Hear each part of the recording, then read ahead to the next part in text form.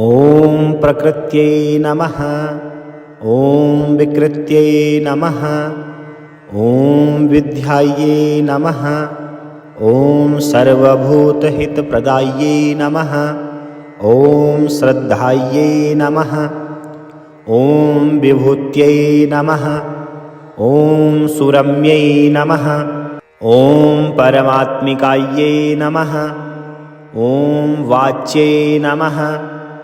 ॐ पद्मालयायै नमः। ॐ पद्मायै नमः। ॐ सूचये नमः। ॐ स्वाहायै नमः। ॐ स्वधायै नमः।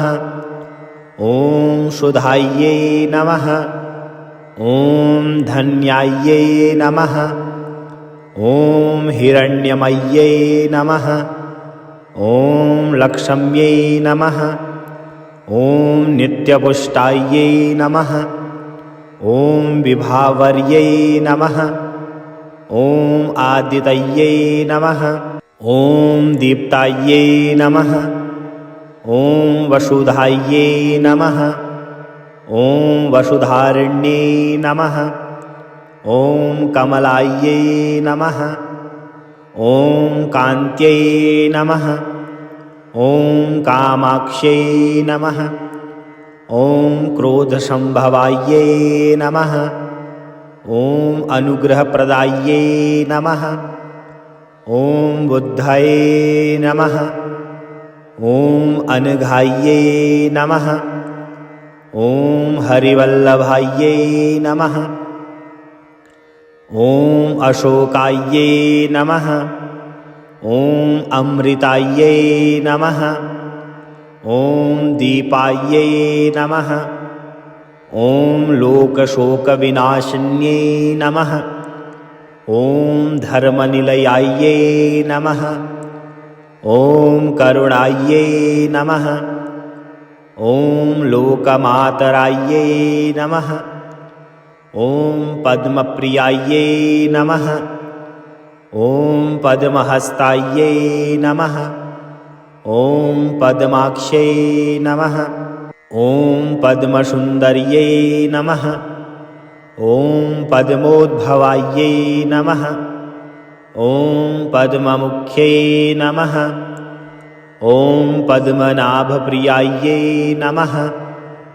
ॐ रमायै नमः।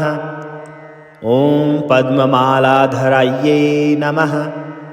ॐ देव्यै नमः। ॐ पद्मिन्यै नमः।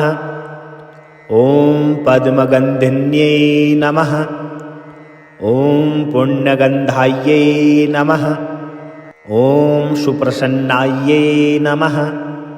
ॐ प्रसादाभिमुख्यै नमः। ॐ प्रभायै नमः। ॐ चन्द्रवदनायै नमः। ॐ चन्द्रायै नमः। ॐ चन्द्रसहोदर्यै नमः। ॐ चतुर्भुजायै नमः। ॐ चन्द्ररूपायै नमः। ॐ इन्दिरायै नमः। ॐ इन्दुशीतलायै नमः। ॐ आह्लादजनन्यै नमः। ॐ पुष्ट्यै नमः। ॐ शिवायै नमः। ॐ शिवकार्यै नमः। ॐ सत्यायै नमः। ॐ विमलायै नमः। ॐ विश्वजनन्यै नमः। ॐ तुष्ट्यै नमः। ॐ दारिद्र्यनाशिन्यै नमः। ॐ प्रीतिपुष्करिण्यै नमः। ॐ शान्तायै नमः। ॐ शुक्लमाल्याम्बरायै नमः। ॐ श्रियै नमः। ॐ भास्कर्यै नमः। ॐ बिल्वनिलयायै नमः। ॐ वरारोहायै नमः। ॐ यशस्विन्यै नमः। ॐ वसुन्धरायै नमः। ॐ उदाराङ्गायै नमः। ॐ हरिण्यै नमः। ॐ हेममालिन्यै नमः। ॐ धनधान्यकर्ये नमः। ॐ सिद्धये नमः। ॐ शुभप्रदाये नमः। ॐ निर्भवेशुमगतानन्दायै नमः। ॐ वरलक्ष्म्यै नमः। ॐ वशुप्रदाये नमः। ॐ शुभायै नमः। ॐ हिरण्यप्राकारायै नमः। ॐ समुद्रतनयायै नमः। ॐ जयायै नमः। ॐ मङ्गलायै नमः। ॐ विष्णुवक्षस्थलस्थितायै नमः। ॐ विष्णुपत्न्यै नमः। ॐ प्रसन्नाक्ष्यै नमः। ॐ नारायणसमाश्रितायै नमः। ॐ दारिद्र्यध्वंसन्यै नमः। ॐ सर्वोपद्रववारिण्यै नमः। ॐ नवदुर्गायै नमः। ॐ महाकाल्यै नमः। ॐ ब्रह्मविष्णुशिवात्मिकायै नमः। ॐ त्रिकालज्ञानसम्पन्नायै नमः। ॐ भुवनेश्वर्यै नमः। ॐ महालक्ष्म्यै नमः। ॐ श्रीलक्ष्म्यै नमः। ॐ जगन्मातर्यै नमः। ॐ प्रकृत्यै नमः। ॐ विकृत्यै नमः। ॐ विद्यायै नमः। ॐ सर्वभूतहितप्रदायै नमः। ॐ श्रद्धायै नमः। ॐ विभूत्यै नमः। ॐ सुरम्यै नमः। ॐ परमात्मिकायै नमः। ॐ वाच्यै नमः। ॐ पद्मालयायै नमः। ॐ पद्मायै नमः। ॐ सूचये नमः। ॐ स्वाहायै नमः। ॐ स्वधायै नमः। ॐ सुधायै नमः। ॐ धन्यायै नमः। ॐ हिरण्यमय्यै नमः। ॐ लक्ष्म्यै नमः। ॐ नित्यपुष्टायै नमः। ॐ विभावर्यै नमः। ॐ आदितये नमः। ॐ दीप्तायै नमः। ॐ वसुधायै नमः। ॐ वसुधारिण्यै नमः। ॐ कमलायै नमः। ॐ कान्त्यै नमः। ॐ कामाक्ष्यै नमः। ॐ क्रोधसम्भवायै नमः। ॐ अनुग्रहप्रदायै नमः। ॐ बुद्धये नमः। ॐ अनघायै नमः। ॐ हरिवल्लभायै नमः। ॐ अशोकायै नमः। ॐ अमृतायै नमः। ॐ दीपायै नमः। ॐ लोकशोकविनाशिन्यै नमः। ॐ धर्मनिलयायै नमः। ॐ करुणायै नमः। ॐ लोकमातरायै नमः। ॐ पद्मप्रियायै नमः। ॐ पद्महस्तायै नमः। ॐ पद्माक्ष्यै नमः। ॐ पद्मसुन्दर्यै नमः। ॐ पद्मोद्भवायै नमः। ॐ पद्ममुख्यै नमः। ॐ पद्मनाभप्रियायै नमः। ॐ रमायै नमः। ॐ पद्ममालाधरायै नमः। ॐ देव्यै नमः। ॐ पद्मिन्यै नमः। ॐ पद्मगन्धिन्यै नमः। ॐ पुण्यगन्धायै नमः। ॐ सुप्रसन्नायै नमः। ॐ प्रसादाभिमुख्यै नमः। ॐ प्रभायै नमः। ॐ चन्द्रवदनायै नमः। ॐ चन्द्रायै नमः। ॐ चन्द्रसहोदर्यै नमः। ॐ चतुर्भुजायै नमः। ॐ चन्द्ररूपायै नमः। ॐ इन्दिरायै नमः। ॐ इन्दुशीतलायै नमः। ॐ आह्लादजनन्यै नमः। ॐ पुष्ट्यै नमः। ॐ शिवायै नमः। ॐ शिवकार्यै नमः। ॐ सत्यायै नमः। ॐ विमलायै नमः। ॐ विश्वजनन्यै नमः। ॐ तुष्ट्यै नमः। ॐ दारिद्र्यनाशिन्यै नमः। ॐ प्रीतिपुष्करिण्यै नमः। ॐ शान्तायै नमः। ॐ शुक्लमाल्याम्बरायै नमः। ॐ श्रियै नमः। ॐ भास्कर्यै नमः। ॐ बिल्वनिलयायै नमः। ॐ वरारोहायै नमः। ॐ यशस्विन्यै नमः। ॐ वसुन्धरायै नमः। ॐ उदाराङ्गायै नमः। ॐ हरिण्यै नमः। ॐ हेममालिन्यै नमः। ॐ धनधान्यकर्यै नमः। ॐ सिद्धये नमः। ॐ शुभप्रदायै नमः। ॐ निर्भवेशमगतानन्दायै नमः। ॐ वरलक्ष्म्यै नमः। ॐ वसुप्रदायै नमः। ॐ शुभायै नमः।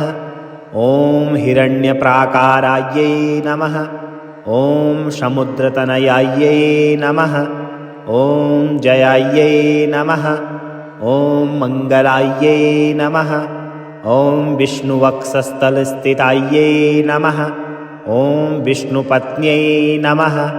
ॐ प्रसन्नाक्ष्यै नमः। ॐ नारायणसमाश्रितायै नमः। ॐ दारिद्र्यध्वंसिन्यै नमः। ॐ सर्वोपद्रववारिण्यै नमः। ॐ नवदुर्गायै नमः। ॐ महाकाल्यै नमः। ॐ ब्रह्मविष्णुशिवात्मिकायै नमः। ॐ त्रिकालज्ञानसम्पन्नायै नमः। ॐ भुवनेश्वर्यै नमः। ॐ महालक्ष्म्यै नमः। ॐ श्रीलक्ष्म्यै नमः। ॐ जगन्मातर्यै नमः। ॐ प्रकृत्यै नमः। ॐ विकृत्यै नमः। ॐ विद्यायै नमः। ॐ सर्वभूतहितप्रदायै नमः। ॐ श्रद्धायै नमः। ॐ विभूत्यै नमः। ॐ सुरम्यै नमः। ॐ परमात्मिकायै नमः। ॐ वाच्यै नमः। ॐ पद्मालयायै नमः। ॐ पद्मायै नमः। ॐ सूचये नमः। ॐ स्वाहायै नमः। ॐ स्वधायै नमः। ॐ सुधायै नमः। ॐ धन्यायै नमः। ॐ हिरण्यमय्यै नमः। ॐ लक्ष्म्यै नमः। ॐ नित्यपुष्टायै नमः। ॐ विभावर्यै नमः। ॐ आदितये नमः। ॐ दीप्तायै नमः। ॐ वसुधायै नमः। ॐ वसुधारिण्यै नमः। ॐ कमलायै नमः। ॐ कान्त्यै नमः। ॐ कामाक्ष्यै नमः। ॐ क्रोधसम्भवायै नमः। ॐ अनुग्रहप्रदायै नमः। ॐ बुद्धये नमः। ॐ अनघायै नमः। ॐ हरिवल्लभायै नमः। ॐ अशोकायै नमः। ॐ अमृतायै नमः। ॐ दीपायै नमः। ॐ लोकशोकविनाशिन्यै नमः। ॐ धर्मनिलयायै नमः। ॐ करुणायै नमः। ॐ लोकमातरायै नमः। ॐ पद्मप्रियायै नमः। ॐ पद्महस्तायै नमः। ॐ पद्माक्ष्यै नमः। ॐ पद्मसुन्दर्यै नमः। ॐ पद्मोद्भवायै नमः। ॐ पद्ममुख्यै नमः। ॐ पद्मनाभप्रियायै नमः। ॐ रमायै नमः। ॐ पद्ममालाधरायै नमः। ॐ देव्यै नमः। ॐ पद्मिन्यै नमः। ॐ पद्मगन्धिन्यै नमः। ॐ पुण्यगन्धायै नमः। ॐ सुप्रसन्नायै नमः। ॐ प्रसादाभिमुख्यै नमः। ॐ प्रभायै नमः। ॐ चन्द्रवदनायै नमः। ॐ चन्द्रायै नमः।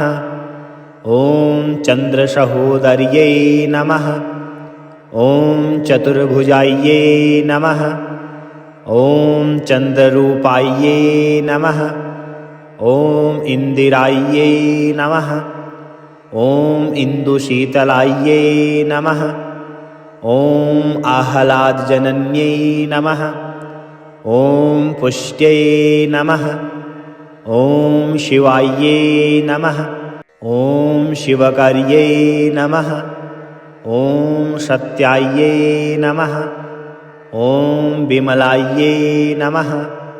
ॐ विश्वजनन्यै नमः। ॐ तुष्ट्यै नमः। ॐ दारिद्र्यनाशिन्यै नमः। ॐ प्रीतिपुष्करिण्यै नमः। ॐ शान्तायै नमः। ॐ शुक्लमाल्याम्बरायै नमः। ॐ श्रियै नमः। ॐ भास्कर्यै नमः। ॐ बिल्वनिलयायै नमः। ॐ वरारोहायै नमः। ॐ यशस्विन्यै नमः। ॐ वसुन्धरायै नमः। ॐ उदाराङ्गायै नमः। ॐ हरिण्यै नमः।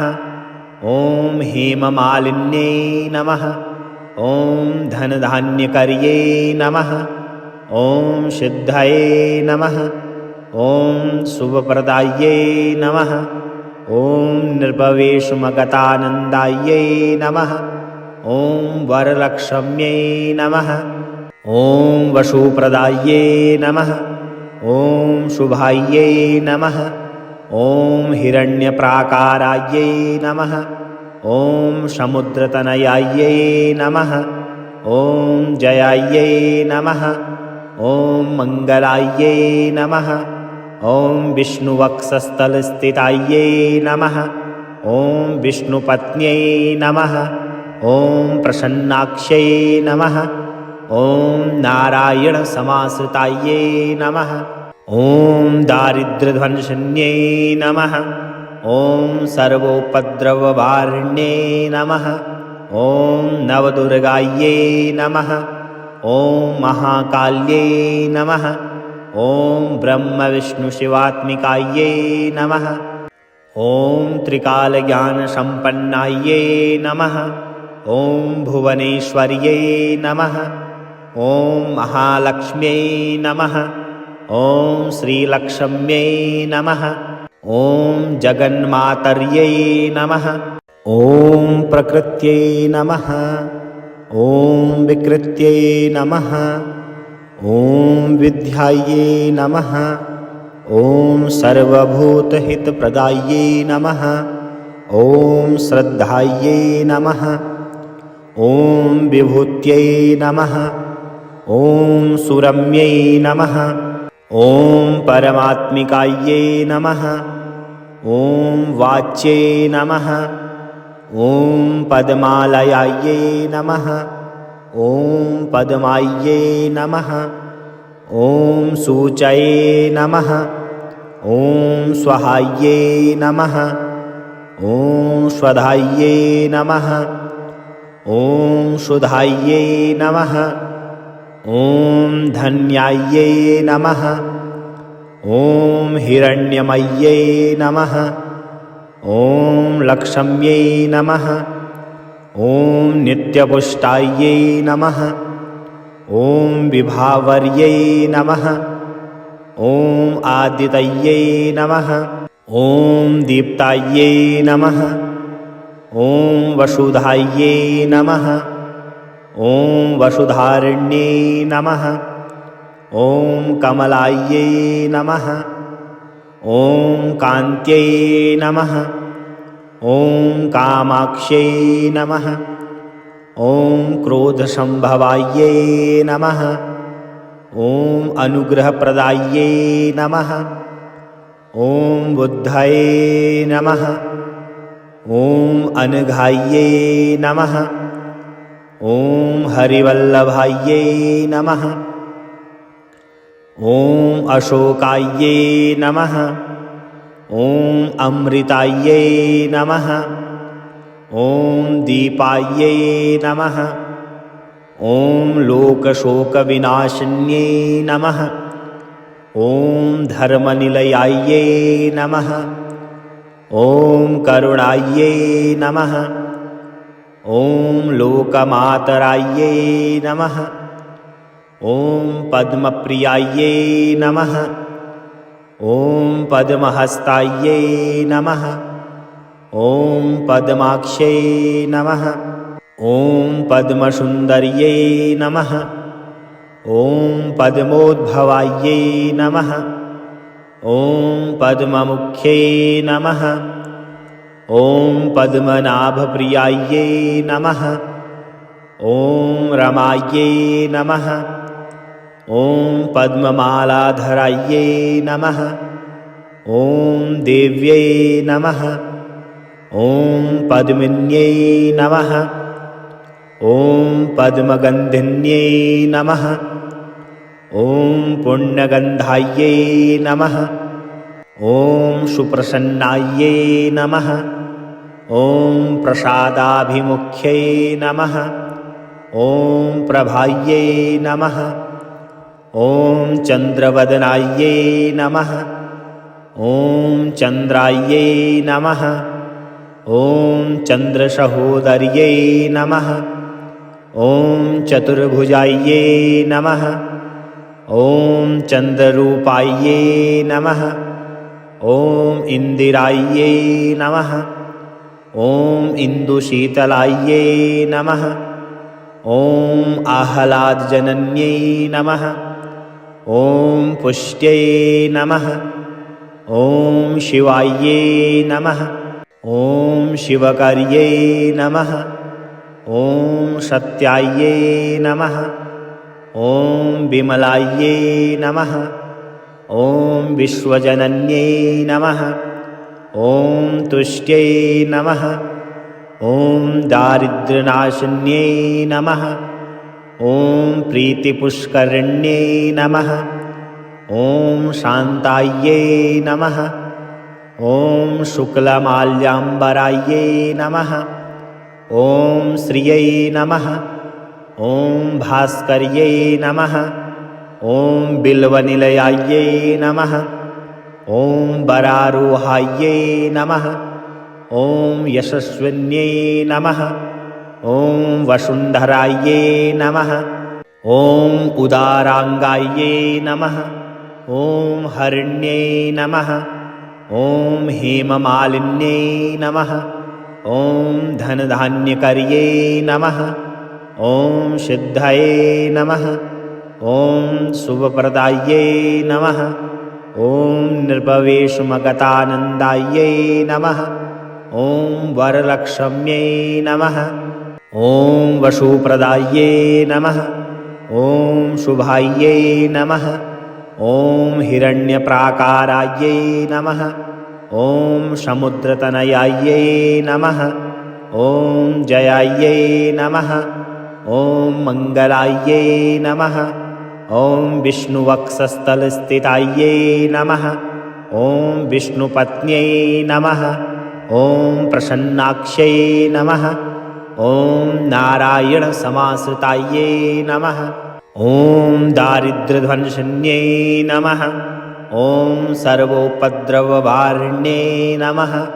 ॐ नवदुर्गायै नमः। ॐ महाकाल्यै नमः। ॐ ब्रह्मविष्णुशिवात्मिकायै नमः।